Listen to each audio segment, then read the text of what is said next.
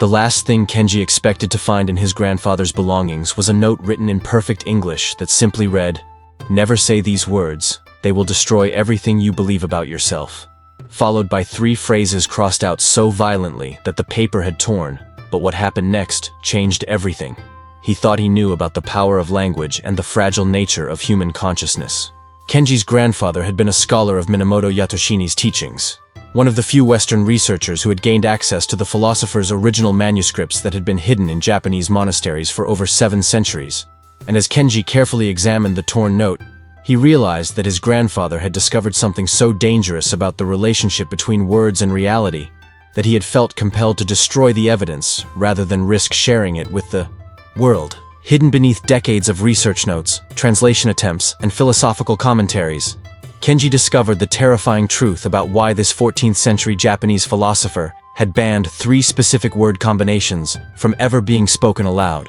Words so dangerous that Yatoshine believed they could unravel a person's entire sense of reality in a matter of moments, and leave them psychologically defenseless against despair, confusion, and a profound sense of meaninglessness that could persist for years. The tragedy is that millions of people today speak these forbidden phrases every single day, without realizing they are slowly dismantling their own ability to find meaning, purpose, and genuine happiness in their lives. And the worst part is that once you understand what these words really do to your mind, you'll start hearing them everywhere. In conversations with friends, in your own internal dialogue, in the motivational speeches that promise to inspire you, and even in the seemingly innocent advice that society constantly feeds you about how to live your life and what you should expect from your relationships, career, and personal growth. Right now, as you're listening to this, there's a very high probability that you used at least one of these reality-destroying phrases in the past 24 hours.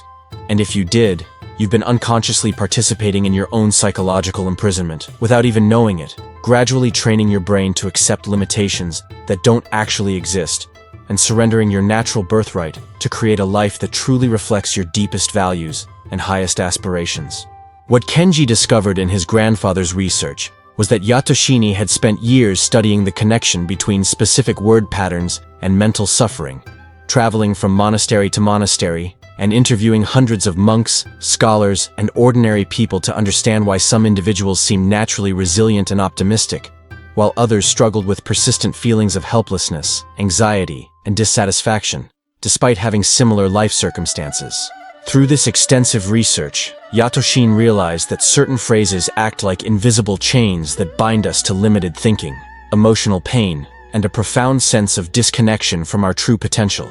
And he identified 3 specific linguistic patterns that appeared in the speech of virtually everyone who reported feeling trapped, unfulfilled, or powerless to change their circumstances in meaningful ways. The 3 banned phrases that we're going to explore today don't just describe negative states of mind, they actually create them, programming your brain to accept limitations that don't really exist and convincing you that circumstances beyond your control determine your happiness, success, and sense of worth. And what makes these phrases so insidious is that they often sound reasonable, humble, or even wise, which is why they spread so easily through cultures and generations without anyone questioning their devastating psychological impact. Before we reveal these dangerous words and show you exactly how they've been sabotaging your life, I need you to understand that this knowledge comes with a responsibility. Because once you see how these phrases operate in your own thinking, you'll never be able to unhear them, and you'll realize just how many people around you are trapped by language patterns they don't even recognize,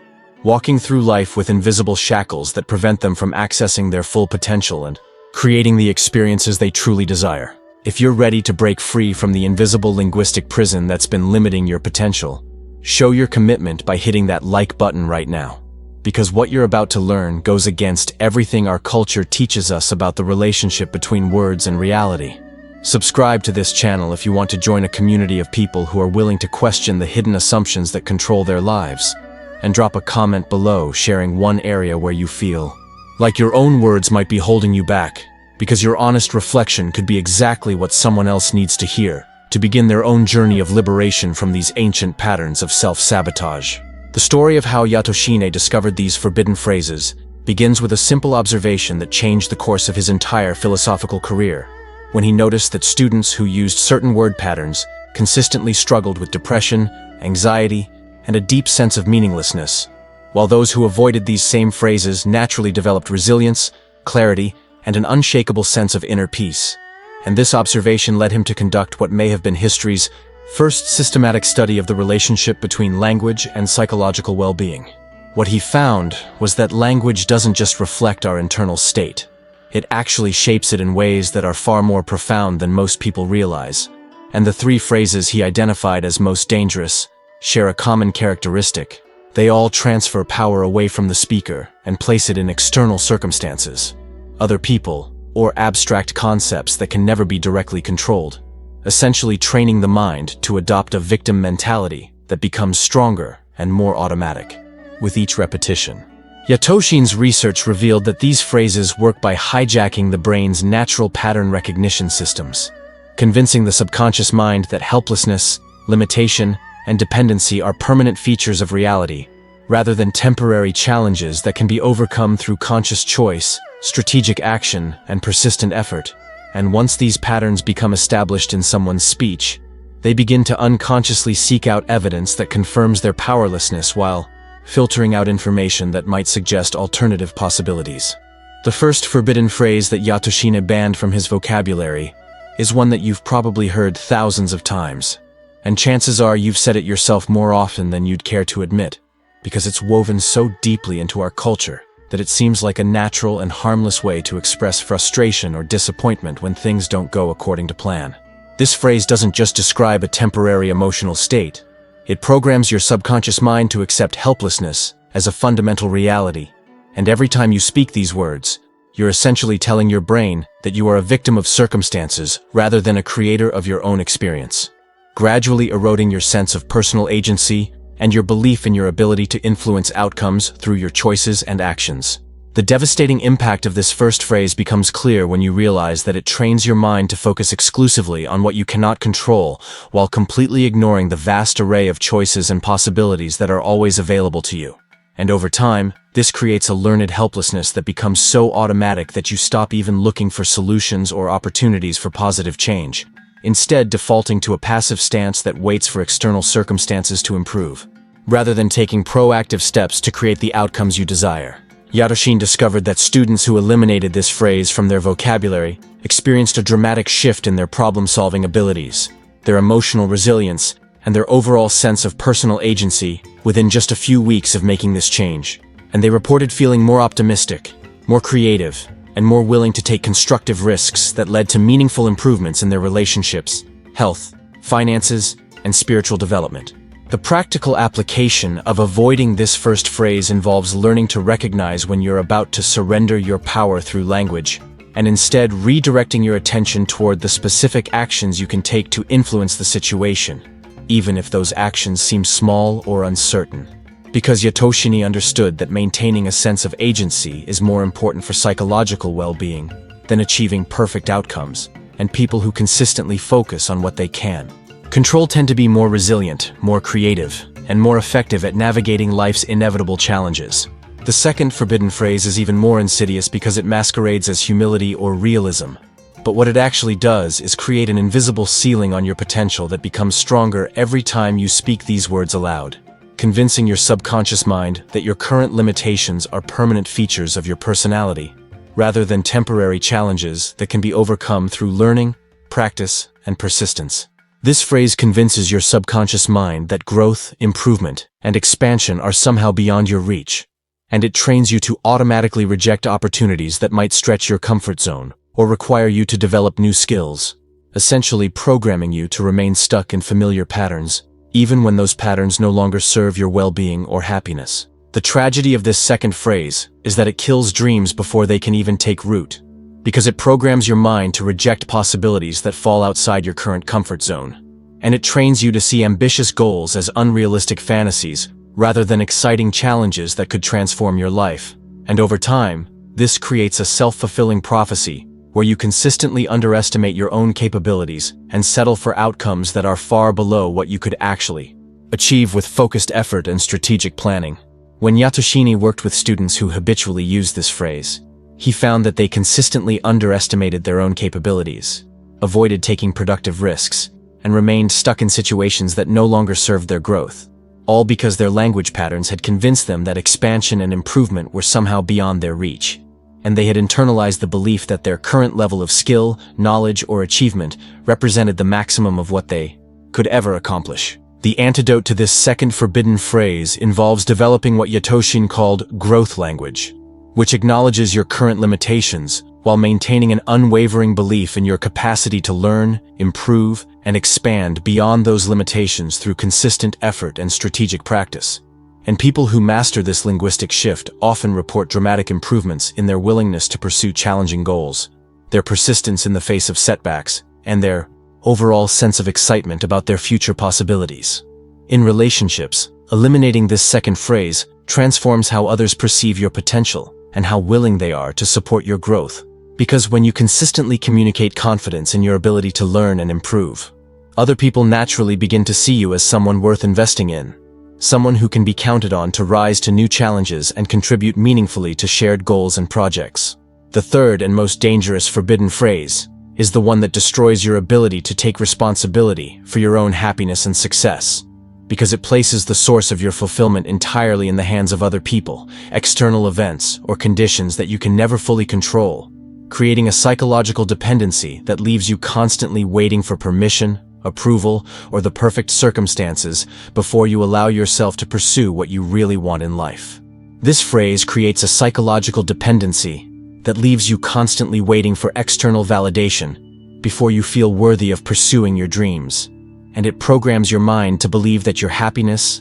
success, and sense of fulfillment depend on factors outside your direct influence, which means you're always at the mercy of other people's moods, decisions, and circumstances, never quite feeling secure or empowered in your own life. What makes this third phrase so devastating is that it transforms you from an active creator of your experience into a passive recipient who can only react to what happens around you. And this fundamental shift in identity has profound consequences for every area of your life, from your relationships and career to your sense of purpose and spiritual growth. Because when you consistently position yourself as dependent on external factors for your well-being, you unconsciously train other people to treat you as less capable and less deserving of respect. Yoshitsune observed that people who frequently used this phrase developed a chronic sense of dissatisfaction and resentment because they were always looking for external sources of validation and meaning instead of cultivating the inner resources that lead to genuine fulfillment. And they tended to become increasingly bitter and blame-focused as they aged,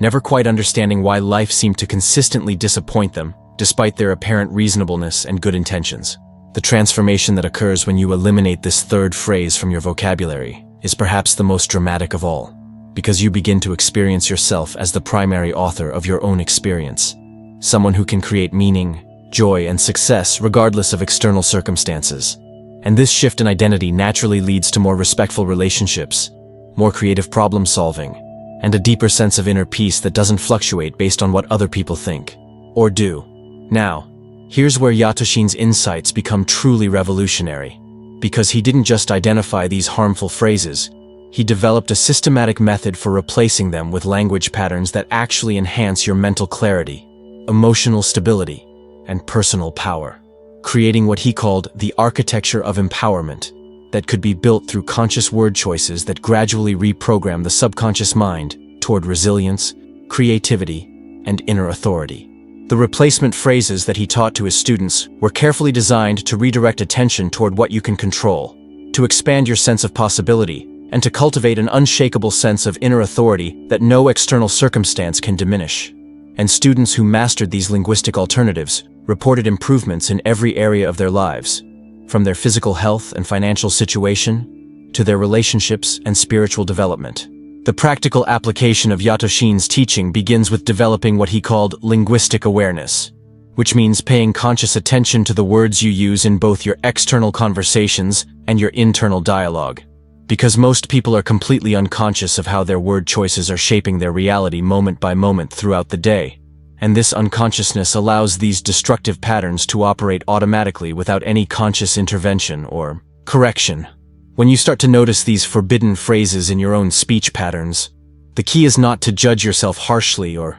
try to suppress them through willpower alone, but rather to gently redirect your language toward more empowering alternatives that acknowledge your ability to influence your circumstances while maintaining a realistic understanding of what lies within your control and what requires acceptance and adaptation. In your personal life, eliminating these phrases will dramatically improve your relationships because you'll stop unconsciously training the people around you to see you as helpless, limited, or dependent. And instead, you'll begin to communicate in ways that inspire respect, trust, and genuine connection, because people are naturally drawn to individuals who take responsibility for their own experience and approach challenges with curiosity and determination, rather than complaint and resignation. In your professional life, removing these forbidden phrases from your vocabulary will change how colleagues, supervisors, and clients perceive your competence and reliability, because your language will consistently demonstrate confidence, resourcefulness, and a solution-oriented mindset that makes you invaluable in any work environment.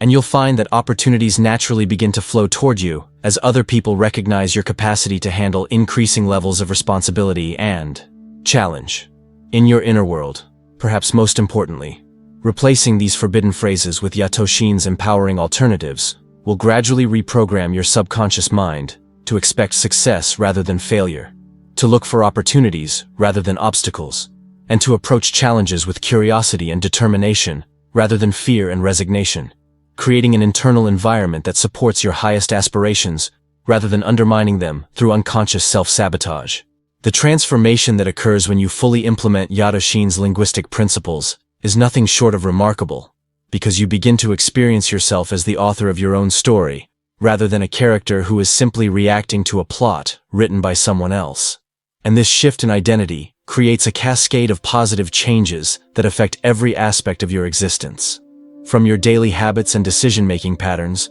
to your long-term goals and the quality of your relationships. What I find most powerful about Yatoshin's approach is that it doesn't require you to pretend that external challenges don't exist, or that positive thinking alone can solve every problem. Instead, it helps you develop a mature and realistic optimism that acknowledges difficulties while maintaining an unwavering focus on the choices and actions that can lead to meaningful improvement. And this balanced perspective is what allows people to maintain hope and motivation, even in the face of significant obstacles or setbacks. The research that modern cognitive scientists have conducted on the relationship between language and mental health consistently validates what Yatoshin discovered centuries ago, that the words we habitually use literally rewire our brains and either support our well-being or undermine it in ways that compound over time. And neuroplasticity research has shown that changing language patterns is one of the fastest ways to create lasting positive changes in brain structure and function. If you've made it this far in the video, it means you're serious about transforming the unconscious patterns that have been limiting your potential. And I want you to know that simply learning about these forbidden phrases isn't enough. The real transformation happens when you commit to the daily practice of conscious language that Yatoshin knew was essential for lasting change. Because knowledge without application is just entertainment, and entertainment without transformation is just another way to avoid taking responsibility for creating the life you truly desire. I've created a complete guide that reveals not only the 3 specific forbidden phrases we've been discussing, but also the exact replacement phrases that Yatoshin taught to his students, along with practical exercises that will help you integrate this wisdom into your daily life quickly and effectively. Because understanding the theory is only the beginning, and mastery comes through consistent practice and conscious application in real-world situations where these patterns typically show up. Subscribe to this channel and hit the notification bell so you never miss the transformational content we share here. Because this community is dedicated to exploring the profound insights that ancient wisdom traditions offer for creating a life of meaning, purpose, and authentic fulfillment in the modern world. And every week we dive deep into practical teachings that can genuinely transform how you experience yourself and your relationships with others. Leave a comment below and share honestly about which of these forbidden phrase patterns you recognize in your own thinking, because your vulnerability and self-awareness could be exactly what inspires someone else to begin their own journey of conscious linguistic transformation. And this kind of authentic sharing creates the supportive community that makes lasting change possible for everyone who's committed to growth and self-improvement. Remember, the words you speak today are creating the reality you'll live in tomorrow. And now that you understand the hidden power that language holds over your mind and circumstances, you have both the knowledge and the responsibility to use that power wisely. and Minamoto Yatoshine's timeless wisdom provides you with the tools you need to speak your way into a life that truly reflects your highest potential and deepest values, but only if you're willing to do the conscious work of transforming these unconscious patterns that have been shaping your experience for far too long.